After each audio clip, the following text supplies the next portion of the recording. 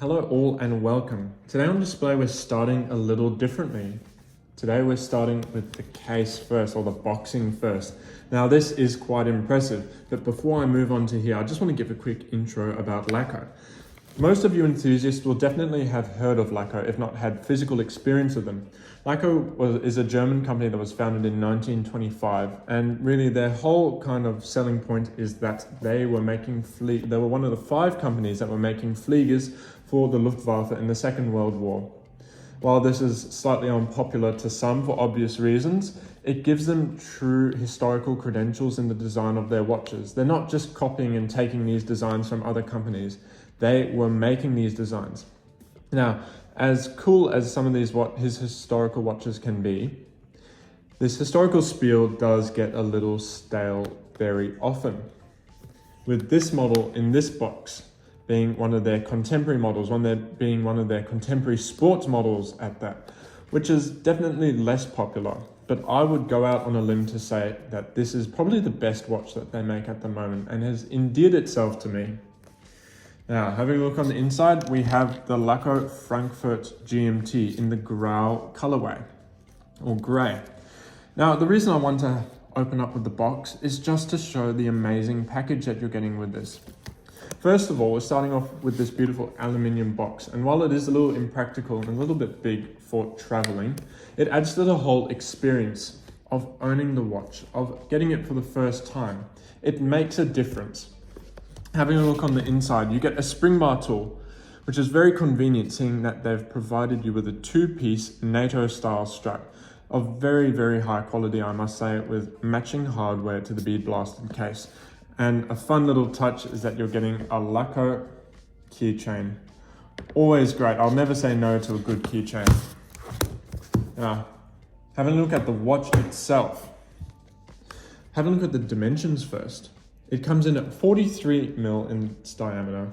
It has a height of 12.5 mil, a lug width of 20 mil, so super easy for any kind of strap changes if the other one in the box is not suiting your needs, and with a lug to lug of 50 mil.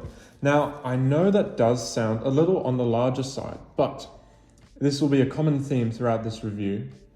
It is based in this idea of strong utilitarian-based approach of design. Because the bigger the watch is, the easier you can read it. The more they can put on the dial, the clearer they can print it, the bigger they can make the hands. This is, for me, clearly something based in strong function. Now, before I forget, this is the reference 862121.2.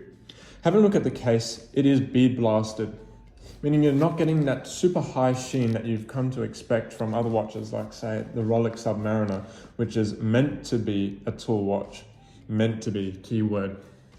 And you'll also notice some other distinctive features of the design are these 2 crowns placed at the 2 o'clock and the 4 o'clock, especially these strongly sculpted crown guards, which have definitely informed the design of the case. Now, these 2 crowns, what do? The crown at the 2 o'clock operates the inner rotating bezel as a 24-hour scale, which you can go forwards and backwards. And this is a little different from your average inner rotating bezel in that it is a 48-click inner rotating bezel, meaning it's not just sliding around, and that you can precisely set it and forget about it. Very, very practical. And you can see I'm screwing it back down, meaning that this has got 200 meters of water resistance, more than enough for a pilot style watch. This crown over here, which is connected to the Sleater SW330, which is a Swiss-made automatic GMT movement. Now, this is a caller's GMT, meaning that you can only independently adjust the GMT hand. Still a great function if you want to know the time on the other side of the world. Now, the Sleater SW330 has got all the basics that you're going to need, and more for that matter. It has a 4 Hz beat rate, meaning that it is more shock resistant and it's going to get a greater accuracy.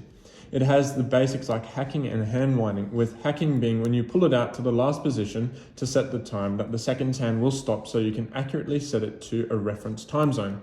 And hand winding meaning that once you've unscrewed the crown, you can wind it up if the watch has run out of power. And you'll also notice we have a date wheel cut out at the 6 o'clock, very nicely integrated, rather than just sticking it at the average 3 o'clock.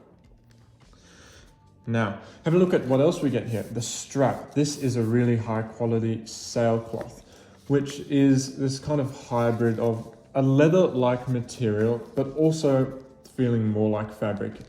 It means that you get the comfort of leather while getting a bit more water resistance. Have a look at the sapphire crystal. Now, it is a beautiful piece of crystal, this one. It is double domed. Double domed crystal means that it is both domed on the exterior and interior, which means that you get this magnifying effect of the dial, allowing you to see everything even more clearly, with a coating of anti-reflective undercoating under the crystal, which means that it's going to be reducing glare, which you can see there, not as much as it possibly could be. And what you can also see there reflecting on the dial, interestingly, are these thermally blued hands. Now, this is a feature that you see on watches generally upwards of $4,000-$5,000, if that. Laco has gone to the effort of doing that because they really pop in a lot of lighting conditions, not so much on camera, but in real life. It helps with the visibility. Now, what else do we have on the dial here? Well, all the printing that you see is loomed, including the inner rotating bezel, the orange GMT hand, and the orange 12 o'clock marker for the 24-hour scale, which means you have great low light visibility and great nighttime visibility because it's been well loomed as well, very evenly applied, very high quality. Now, I mentioned at the start of this video that I think this is one of the best watches that Laco makes. Well, why do I think that? I think that because it kind of shakes off this whole idea that we have that Laco only make historically based watches, that they can only look backwards in time.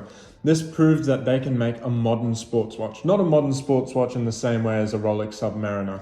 This is truly geared towards a contemporary lifestyle with that 200 meters of water resistance, that super slim case, and also offering all the extras that you see that you get in the case as well, with the extra strap and the spring bar tool.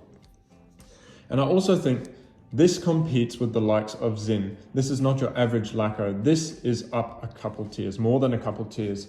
It is aping for that tool-based design and that tool-based aesthetic, but also the function. This is not an aesthetic-based watch.